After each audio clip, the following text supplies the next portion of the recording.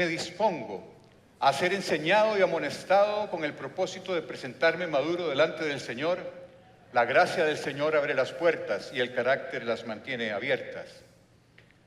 Hace algunas prédicas atrás, el pastor Andrés Castro puso en números algo que yo suponía que existía, pero nunca había oído que hubiese sido cuantificado hasta hace unas prédicas atrás. El pastor Andrés decía que el 92% de las personas que se plantean un propósito de año nuevo se dan cuenta a final del año que no lo cumplieron. Eso significa que solo 8 de cada 100 personas que se plantean un propósito de año nuevo lo cumplen al final. Bueno, el Señor ha puesto en mi corazón compartir con ustedes el día de hoy mi propósito para este año. Y lo quiero compartir con ustedes porque precisamente quiero invitarlos a que caminemos juntos y me acompañen en la consecución de este propósito y que a final del año nos encontremos por el pasillo y me digan: don Ale, Doc, Paz, como quieran decirme, vamos bien, estoy con usted en el propósito de principio de año y voy bien.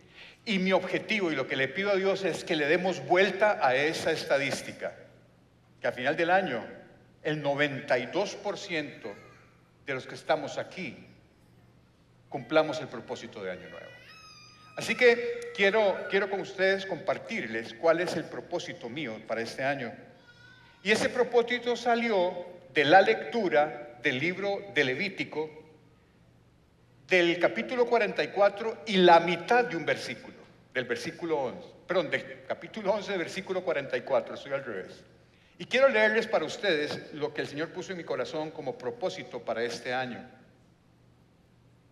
Levítico 11:44 dice lo siguiente: pues yo soy el Señor tu Dios, debes consagrarte y ser santo, porque yo soy santo. Este versículo contiene dos cosas. Contiene un mandamiento. Si ustedes se dan cuenta, el verbo que utiliza el Señor es un verbo en imperativo: sed santos. Y la otra cosa que este texto contiene es una declaración de la esencia de Dios. Yo soy santo, dice Dios. Así que el ser santo no es una invitación generosa de Dios, es un mandamiento. Dios te pide ser santo, porque su esencia es la santidad. Y vamos un poquito más allá. El escritor de los Hebreos, en el capítulo 12, en el versículo 14, amplía lo siguiente. Dice: esfuércense por vivir en paz con todos y procuren llevar una vida santa. ¿Por qué? Porque los que no son santos no verán a Dios. Y yo quiero ver a Dios. ¿Quién quiere ver a Dios? Nos toca vivir una vida santa. Cuando uno lee estos dos textos, a mí me saltan 5 preguntas. Miren, cuando ustedes lean un texto bíblico, lo mejor que pueden hacer es pregúntenle al texto, porque el Espíritu Santo les va a contestar. Y a mí me salen de estas dos lecturas 5 preguntas, que son las preguntas que quiero contestar a lo largo de esta exposición. La primera pregunta es: Dios te pide ser santo. Bueno, ¿y qué significa ser santo? Segunda pregunta: ¿qué significa llevar una vida santa hoy en día? Tercera pregunta: ¿qué tengo que hacer para avanzar por el camino de la santidad? Cuarta pregunta: ¿es la santidad realmente una meta posible de lograr? Y la última, que a mí me llama mucho la atención, es ¿por qué el escritor de los Hebreos nos dice que los que no son santos no verán a Dios? Miren, Dios ha resaltado su santidad a lo largo de las Escrituras desde prácticamente el principio hasta el último capítulo de Apocalipsis. Si hay algo que Dios ha remarcado constantemente a lo largo de la Escritura es su santidad.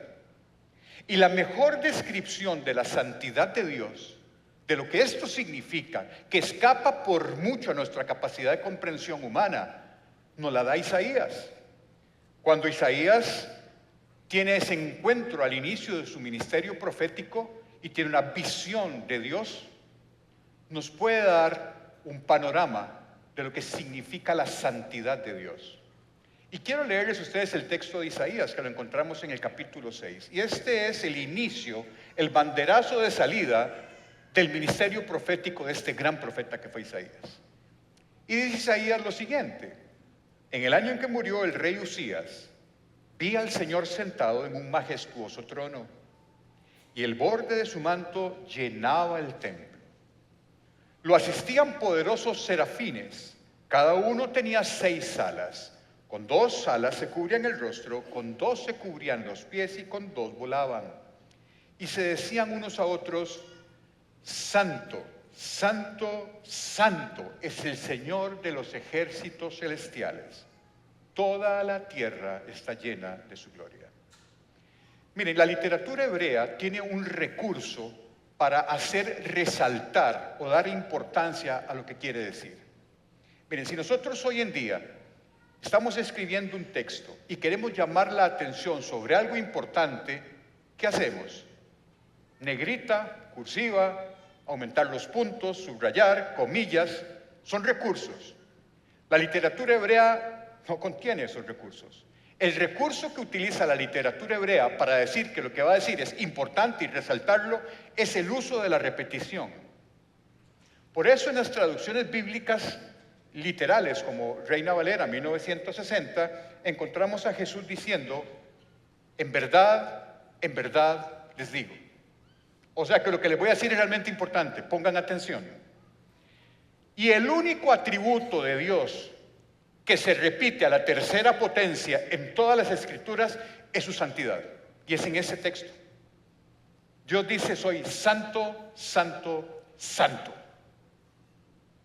En la Biblia en ningún momento ustedes van a encontrar que Dios diga: soy misericordia, misericordia, misericordia, o pureza, pureza, pureza, o amor, amor, amor. Sí son derivados de la santidad de Dios, son características de Dios, pero su esencia es la santidad. Y nos llama a ser santos. Dios nos llama a ser santos. Entonces tenemos que saber qué es ser santo. Si Dios nos está pidiendo ser santos, tenemos que saber qué es lo que significa ser santos y qué ser santos hoy y cómo caminar en santidad. El problema radica en que la definición de santo no es sencilla. Si ustedes buscan santo en un diccionario, se van a encontrar probablemente 16 definiciones diferentes de lo que significa ser santo. Y el problema se complica más porque la Biblia utiliza la palabra santo en diferentes contextos. Pero en realidad, la palabra santo viene de una frase, una palabra antigua, que lo único que significa es separado, apartado. Pero la santidad de Dios no es solamente separación, es una separación trascendente, es decir, es una separación que supera lo que este mundo tiene. Dios es santo, es separado de forma trascendente a lo que el mundo entiende. Así que santo podemos definir hoy, santo, y para los que apunten pueden apuntarlo, santo es todo aquello que ha sido apartado, separado del resto de manera trascendente y consagradas al Señor y a su servicio. Eso es santo. Ahora, aquí podemos haber 1200 santos, porque desde el momento en que usted acepta a Cristo en su corazón como su Señor y Salvador, en ese momento usted es justificado delante de Dios y declarado santo. Aquí ustedes y yo somos santos. Somos santos porque hemos aceptado a Jesús y su sacrificio en la cruz para poder ser justificados delante de Dios. Y en ese momento usted es declarado justo y declarado santo, y usted empieza a caminar en un proceso de santidad que es progresivo. Así que les tengo una muy buena noticia. Si usted ha aceptado a Jesús en su corazón, usted es santo y justo delante de Dios gracias a la sangre de Cristo. ¿Por qué el escritor de los Hebreos dice que los que no son santos no verán a Dios? Porque a lo largo de las Escrituras queda muy claro que Dios no puede tener relación con el pecado. Hay dos cosas que en las Escrituras sale de manifiesto que hace Dios de frente al pecado. O lo destruye o se aleja de él. Y les pongo ejemplos bíblicos. ¿Ustedes recuerdan al sacerdote Elí? Tenía dos hijos medios malhechores, uno se llamaba Ofni y el otro se llamaba Finés. ¿Se acuerdan? Y eso está en 2 de Samuel. Y estos hijos del sacerdote Elí eran medios tramposos con las ofrendas que se llevaban al templo, ofendieron la santidad de Dios y murieron los dos al mismo tiempo. El sacerdote Elí tenía esos dos hijos y los dos el Señor no tuvo relación con ellos, murieron. El otro ejemplo es los hijos de Aarón. ¿Ustedes se acuerdan de Aarón, la mano derecha de Moisés, el gran Aarón? Los hijos hicieron o cometieron un pecado atroz con el Señor y los dos murieron, los hijos de Aarón. Y me pueden decir, bueno, don Ale, es que, o Paso, o Doc, como quieran decirme, bueno, Doc, pero es que eso es el Antiguo Testamento, en el Nuevo Testamento ya la cosa cambia, ¿no, Señor? El mejor ejemplo, Ananías y Zafira, y eso ocurrió en Hechos. Delante de Pedro, por haber pecado contra Dios, ahí murieron. O Dios da la espalda. Los primeros que sufrieron ese espaldarazo del Señor fueron Adán y Eva. Cuando por su actitud y su actividad Adán y Eva pecaron contra el Señor los amó, los cuidó, los protegió, pero los separó. Esa separación la experimentó Jesús en la cruz. Cuando Jesús estaba en la cruz, llevando sobre él, sobre su cuerpo, el pecado, él se hizo pecado por su pecado y por el mío. Él estaba en la cruz llevando el pecado de nosotros y en un momento que encontramos descrito hermoso en Mateo y en Marcos, creo que Marcos está en Marcos 15, Mateo 27, Jesús toma fuerzas, grita, Eloí, Eloí, lema sabactani, lo que significa, Dios mío, ¿por qué me has abandonado? Esa separación que tuvo Dios Padre con Jesús, que fue temporal, fue a causa del pecado. Porque Jesús estaba representando en la cruz el pecado suyo y el pecado mío, y Dios no puede tener relación con el pecado, porque Él es santo, santo, santo. Entonces, ¿qué significa ser santos hoy? Miren, hemos distorsionado la palabra santo. Vamos a ver, los que somos de Justin Bieber para acá, sí van a saber, no van a saber lo que voy a contar, pero los que son de la época de Justin Bieber para atrás sí lo vamos a saber.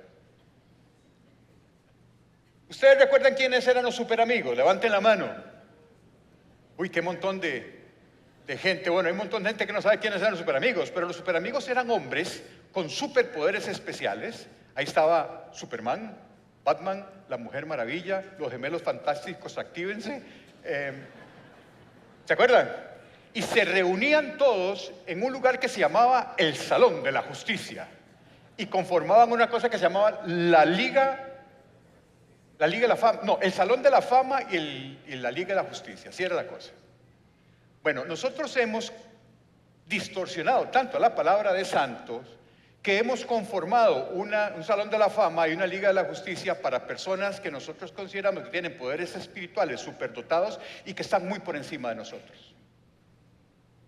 Y eso no es el concepto bíblico de santo. Eso es una deformación que hemos hecho nosotros al cabo de muchos años, en donde hemos considerado que santos son aquellos que están en la Liga de la Justicia, que tienen poderes espirituales sobrenaturales a los cuales yo nunca voy a tener acceso. Y eso no es el concepto de santo. Bíblicamente hablando, eso no es el concepto de santo. Miren, se los quiero demostrar con dos cosas. Cuando Pablo estaba en Macedonia, más o menos alrededor del año 57, le llegan noticias de que la iglesia de Corinto no se estaba portando muy bien. Y Pablo se ve en la necesidad de escribir la segunda carta a Corintios, para jalarles el aire. Y ojo, como les dice, todos los santos os saludan. O sea, Pablo le está diciendo santos y después les pega una regañada porque no están haciendo las cosas bien. El escritor de Hebreos, por ejemplo, en la carta final de Hebreos, la parte final de la carta de Hebreos, Hebreos 13:24, dice lo siguiente: saludad a todos vuestros pastores y a todos los santos. Miren, la Biblia llama santo a todo creyente de a pie, común y corriente, como usted y como yo. De hecho, resulta extraño, muy extraño, que Pablo o el escritor de los Hebreos se refiera a los miembros de la iglesia incipiente de Corinto y le digan santos y después les pega una regañada porque están haciendo las cosas mal. La palabra santo en las escrituras, o las personas que eran llamadas santas en las escrituras, no eran santos porque ya fueran santos, sino que eran personas que habían sido apartadas y llamadas a la pureza, como ustedes y como yo. Por eso les digo, aquí hay 1000 santos, y por las pantallas no sé cuántos miles de santos más hay. En el momento en que usted acepta a Cristo en su corazón, usted es justificado delante de Dios y usted es llamado santo. ¿Por qué? Porque es llamado a la pureza, a consagrarse al Señor y a vivir para su servicio. Eso es un santo. La Biblia nos llama santos no porque ya lo seamos, sino porque hemos sido consagrados a Dios. Hemos sido llamados a una vida diferente, trascendente, a una vida que no es de conformidad a este mundo, sino es una vida de conformidad con Dios. Por eso somos santos, porque ustedes y yo escapamos a las regulaciones de este mundo porque tenemos nuestra mirada fija en Dios. Por eso ustedes y yo hemos sido llamados a la pureza, a vivir consagrados para el Señor, a trascender los límites de este mundo y vivir de acuerdo a lo que Dios nos dice en su palabra. Romanos 12, del 1 al 2, Pablo desarrolla un poco este tema y dice lo siguiente: por lo tanto, amados hermanos, y no se les olvide este por lo tanto, porque ahorita voy a hacerme referencia a eso. Por lo tanto, amados hermanos, y quiero que esto que voy a leer, que escribió Pablo a la iglesia de Roma, lo lea usted en primera persona.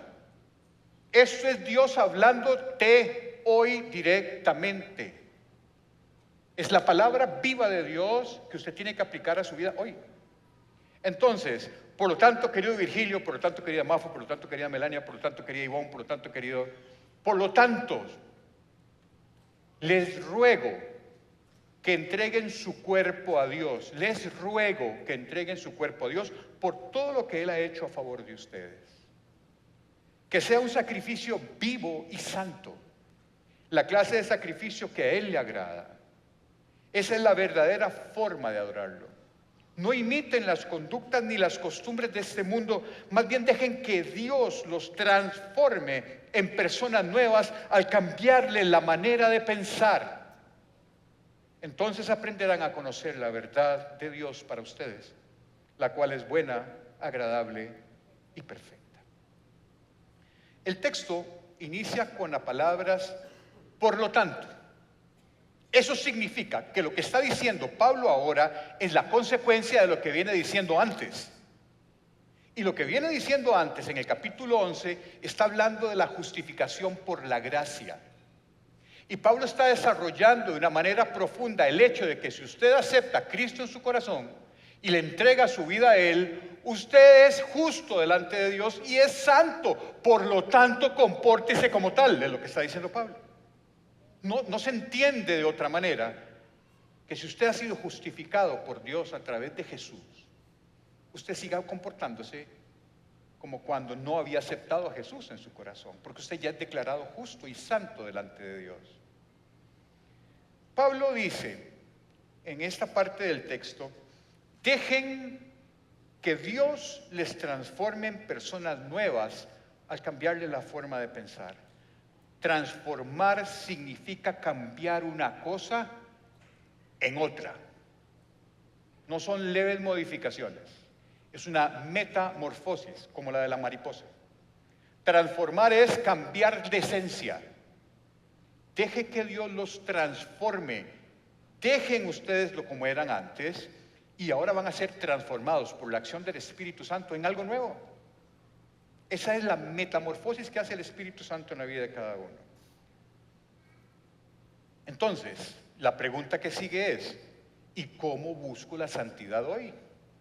¿Cómo hago para transitar por ese camino de santidad a la cual Dios me está llamando? Y nos está llamando a ustedes hoy. ¿Cómo caminar por ahí? ¿Cómo encontrar la santidad hoy? Vean, voy a leerles 1 Corintios 6:11. Dice así: algunos de ustedes antes eran así, pero fueron limpiados, fueron hechos santos, fueron hechos justos delante de Dios al invocar el nombre del Señor Jesucristo y por el Espíritu de nuestro Dios. La santidad es un proceso que inicia en el momento en que usted invoca el nombre de Cristo Jesús. En el momento en que usted acepta a Jesús en su corazón, usted es justo y declarado santo delante de Dios. Y ahí empieza, ese es el inicio del camino de santidad. Pero usted no va a avanzar en el camino de santidad hasta que usted no esté total y completamente convencido, desde la coronilla hasta la punta de los pies, de que usted es santo. Si usted no se la cree, usted no va a avanzar en el camino de santidad. Usted tiene que tener la claridad, la certeza absoluta de que usted es justo, porque si no, no va a poder caminar por esa senda. El enemigo te va a meter zancadillas y te va a botar. No te destruirá, pero te enlentecerá el camino de santidad. Así que usted hoy ahí sentado, y los que me ven por la televisión, son justos delante de Dios en el momento en que usted entrega su vida a Cristo Jesús. Y usted teniendo la claridad de esa certeza, ahora sí empieza a caminar en el camino de santidad. Y les voy a dar 5 pasos iniciales, como cuando un bebito empieza a caminar. Los 5 pasos iniciales que usted tiene que dar para empezar a caminar por el camino de santidad. Y yo espero que al final del año ya no estén dando pasitos de bebé, sino corriendo a través del camino de santidad. Para los que apunten, primer paso: actúe como si ya fuera santo. Esta frase tengo que reconocérsela a mi esposa, a quien le doy los créditos, porque ella fue la que me enseñó esto. Los coaches tienen un principio en el coaching que dice que si usted quiere llegar a hacer algo, empiece a actuar como si ya lo fuera. Y en la santidad es exactamente igual. Esto implica que usted debe de elegir conscientemente alejarse del pecado y de todas sus formas. Usted tiene que vivir como si ya fuera santo, lo cual implica que usted conscientemente debe decidir no pecar más. Cada uno de nosotros tiene pecados. Si no lo tuviéramos, Jesús no hubiera tenido que venir. Cada uno carga su pecado o sus pecados, y cada uno debe de ser absolutamente y brutalmente honesto consigo mismo y decirle a Dios: no puedo avanzar por el camino de santidad, esto me está frenando. ¿Qué tan comprometido está usted con ese proceso de santidad? Y si usted no está comprometido y no está avanzando, es porque algo lo está frenando. Investíguelo. Haga visco para adentro y véase usted mismo y diga: ¿qué es lo que me está impidiendo caminar en santidad? Y el Espíritu Santo se lo va a revelar. Pero usted debe empezar a actuar como si ya fuera santo. De hecho ya lo es, pero tiene que empezar a caminar en su proceso de santidad. Y ese reconocimiento de pecado, eso que usted le impide avanzar en su proceso de santidad, se lo va a revelar el Espíritu Santo, porque una de las funciones del Espíritu Santo es traer convicción de pecado. Como lo dice Juan 16, del 7 al 8. En realidad esto es Jesús hablando cuando le estaba dando la noticia a sus discípulos que iba a llegar su momento y que ya iba a entregarse por nosotros, y los discípulos estaban como muy conmocionados por la situación. Jesús les dice lo siguiente: miren, en realidad es mejor para ustedes que me vaya, porque si no me fuera, el abogado defensor no vendría. En cambio, si me voy, entonces se lo enviaré a ustedes, y cuando Él venga, convencerá al mundo de pecado y de la justicia de Dios y del juicio que viene. Así que la santidad se logra única y exclusivamente, los primeros pasos de la santidad, a través del ministerio del Espíritu Santo. Porque el Espíritu Santo te va a traer convicción del pecado que usted tiene para que usted lo presente a la cruz de Cristo y el Señor te llene de su paz y te perdone. Así que si usted camina lejos del Espíritu Santo, difícilmente va a poder dar los primeros pasos en el camino de santidad. No seremos santos por nuestra fuerza personal de resistencia contra el pecado. No es suficiente. Por su resistencia voluntaria contra el pecado, usted no va a ser suficiente para vencerlo, sino a través de la gracia que Dios da con el Espíritu Santo en tu vida, que trae convicción de pecado, y usted puede, a través del poder del Espíritu Santo, superarlo. El verdadero cristiano no es aquel que ha perdido su capacidad de pecar. Si usted perdió su capacidad de pecar, le voy a dar la Biblia para que me la autografíe. El verdadero cristiano no es aquel que ha perdido su capacidad de pecar. Es aquel que ha perdido su deseo y disposición para ello, que es diferente. Segundo paso, pasito de inicio en el camino de la santidad. Segundo paso, edúquese. Edúquese. Vean, Pablo en Romanos 12, del 1 al 2, que acabamos de leer, voy a extraer un fragmento de un versículo que dice: no imiten las conductas ni las costumbres de este mundo, más bien dejen que Dios los transforme en personas nuevas al cambiarles, ¿qué? La manera de pensar. La manera de pensar. Pablo nos está diciendo aquí que el método clave para que usted tenga una vida transformada es que cambie su manera de pensar. Y la única forma que usted va a cambiar su manera de pensar es conociendo al dedillo la palabra de Dios, estudiándola, meditándola y poniéndola en acción. Esa es la única forma en que usted puede sufrir una transformación de su mente y empezar a actuar distinto. Dios tiene que cambiar tu manera de pensar para que usted cambie su manera de vivir. Y eso solo se obtiene conociendo la palabra de Dios. Dios quiere que usted sea santo. Dios te quiere dar la santidad como un don, porque Dios quiere tener una relación de intimidad con usted. Y para eso precisamente dejó su palabra. Para eso precisamente dejó su palabra. La palabra de Dios nos fue dada para que seamos santos. Es muy importante conocer la palabra de Dios, y la iglesia, Comunidad Paz, ofrece muchas alternativas para esto. ¿Forma parte usted de una casa Paz? Si no forma parte de una casa Paz, búsquela. ¿Por qué? Porque la iglesia, las casas Paz funcionan como funcionaba la iglesia primitiva. Eran pequeñas reuniones de gente estudiando la palabra, aprendiendo, sintiendo la presencia del Espíritu Santo, transformando sus mentes para que después se transforme su manera de vivir.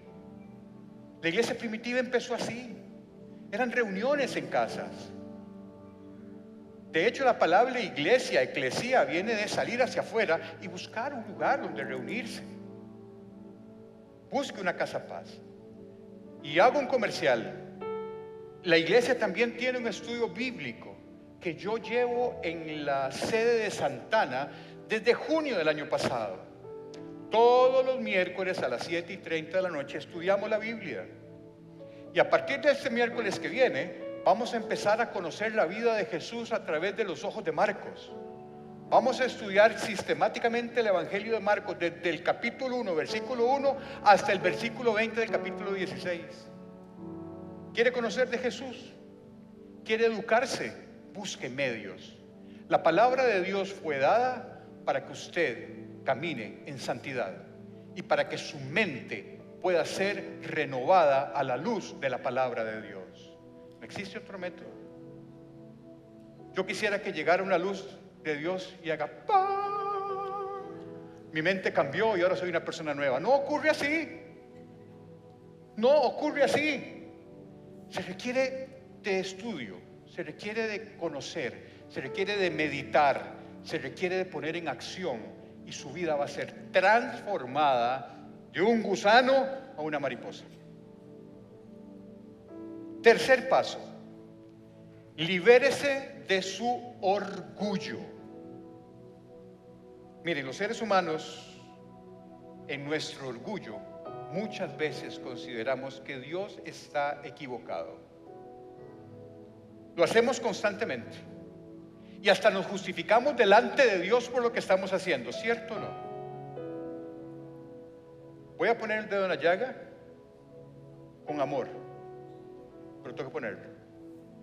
¿Han ustedes oído la frase, mi cuerpo, mi decisión? Hoy en día, en la cultura posmoderna en la que estamos, todo es relativo, todo es relativo. Tu opinión, mi opinión, todo es relativo. Y hasta la palabra de Dios la hemos relativizado a nuestro modo.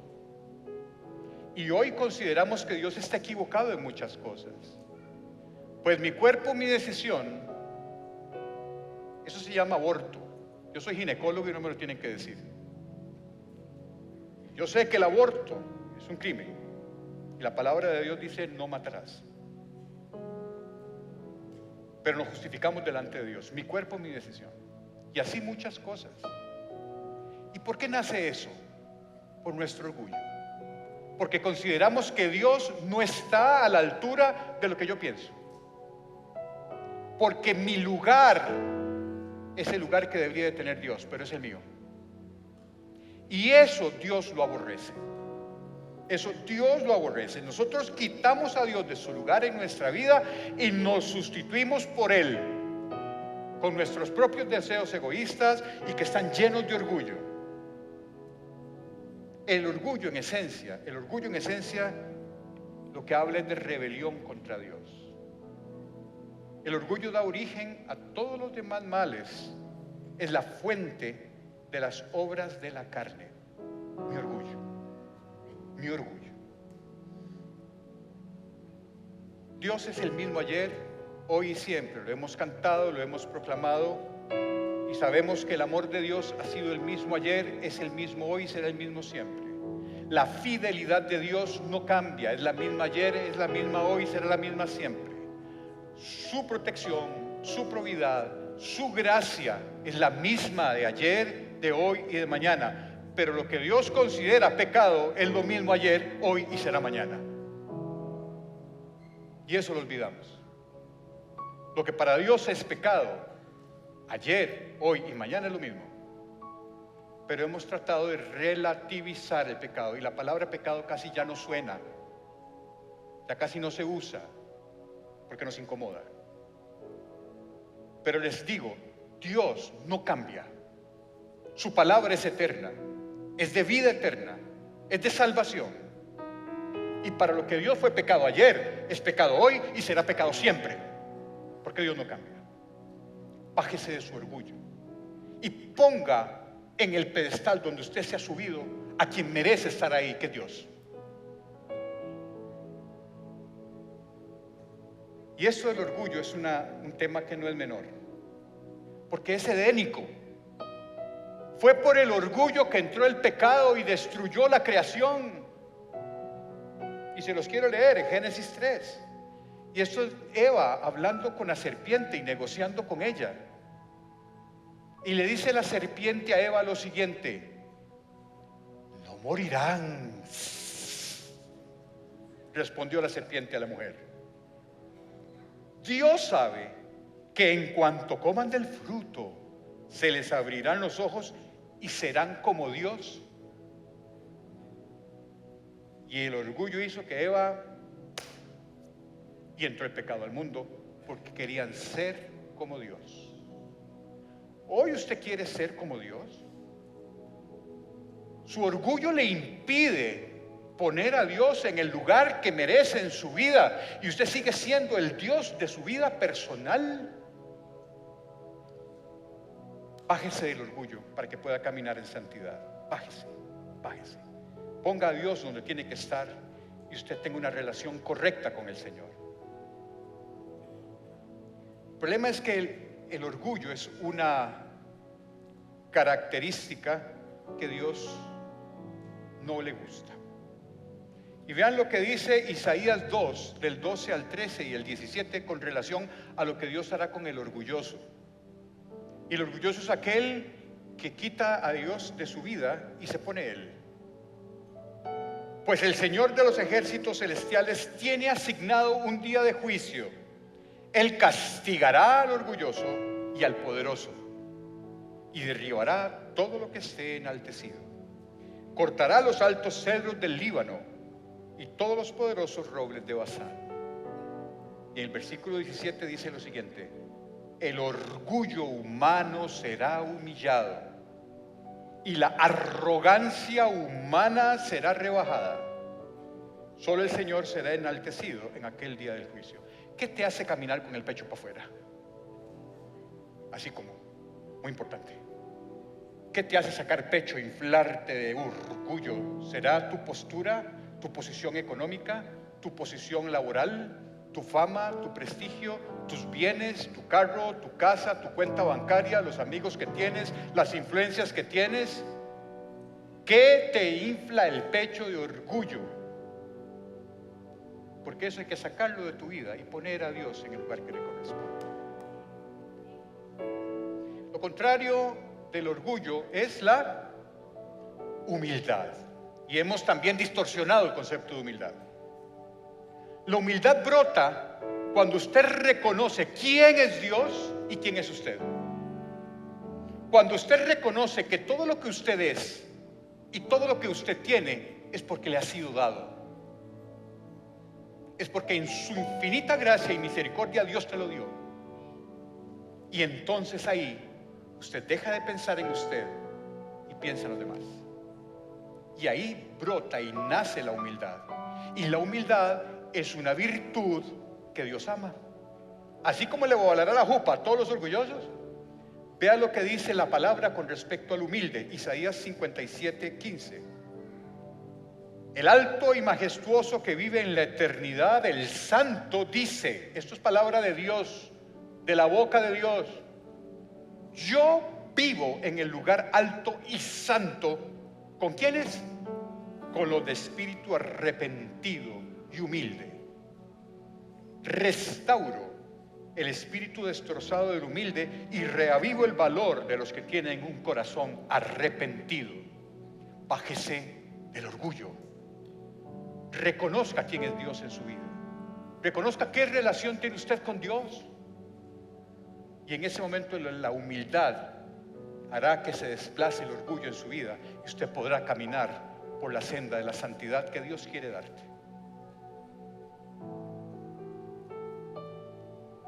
¿Cómo podemos vencer el orgullo entonces? De la misma forma como lo hizo Jesús. La Biblia nos enseña que la única forma de librarnos del orgullo es exactamente como lo hizo Jesús. Cuando usted está plenamente seguro del amor de Dios. Cuando usted está seguro que Dios te ama y que te ama tanto que te ha dado todo lo que sos, todo lo que tenés, y que todo es gracias a la gracia de Dios, usted se libera del orgullo. Mientras usted no reconozca eso, va a ser difícil que usted se baje del orgullo. Cuarto paso: se requiere de un arrepentimiento genuino del pecado. Vean, una cosa es arrepentirse, una cosa es el arrepentimiento y otra cosa es el remordimiento. El arrepentimiento es cuando usted reconoce lo que usted ha hecho, siente una profunda tristeza, una profunda vergüenza, y eso genera en usted un cambio interno que se manifiesta con un cambio de actitud externa. El remordimiento no. El remordimiento usted se siente malísimo, se siente horrible, pero no lo motiva al cambio. Ahora, el arrepentimiento genuino del pecado contra Dios es una medicina espiritual. Y quiero leerles la etiqueta del jarabe que se llama arrepentimiento genuino. Si le damos vuelta y atrás están los ingredientes, les voy a leer los ingredientes que forman esta medicina espiritual. Un verdadero arrepentimiento genuino tiene los siguientes ingredientes. Si alguno de estos ingredientes falta, ya no es arrepentimiento genuino, le faltó un ingrediente. Percepción del pecado, reconocer el pecado. Tristeza por el pecado. Confesión del pecado, eso tiene un efecto liberador impresionante. Vergüenza por el pecado. Odio hacia el pecado y abandono del pecado. Esos son los ingredientes que conforman ese jarabe que se llama arrepentimiento genuino. Es indispensable que usted se arrepienta del pecado que ha cometido contra Dios con esos ingredientes, para que usted camine por el camino de santidad. Y por último, sea un verdadero adorador. Esto es Jesús hablando con la samaritana, ¿recuerdan en el pozo de Siquén? Cuando lo encontramos en el Evangelio de Juan, en el capítulo 4, Jesús le dice a esta mujer: pero se acerca el tiempo, de hecho ya ha llegado, cuando los verdaderos adoradores adorarán al Padre en espíritu y en verdad. El Padre busca personas que lo adoren de esa manera, pues Dios es espíritu, por eso todos los que lo adoran deben hacerlo en espíritu y en verdad. ¿Qué significa ser un adorador en espíritu y en verdad? Ser un adorador en espíritu y en verdad es un estilo de vida. Es un estilo de vida que debemos expresarla desde nuestros pensamientos, en cada una de nuestras acciones, en cada cosa que nosotros hagamos. Debemos de ser adoradores siempre.